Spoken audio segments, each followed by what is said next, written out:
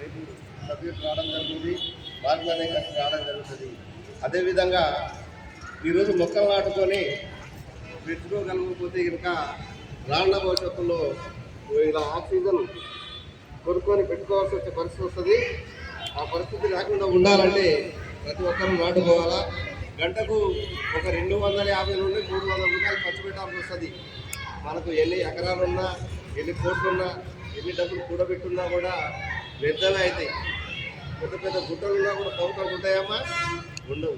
అదేవిధంగా మొక్కలు అనేది నాటుకోకపోతే కనుక చాలా ఇబ్బందులు పడే పరిస్థితి వస్తుంది. ఆ పరిస్థితి రాకుండా ఉండాలంటే మొక్కలు నాటుకొని పర్యావరణాన్ని కాపాడుకోవాలి.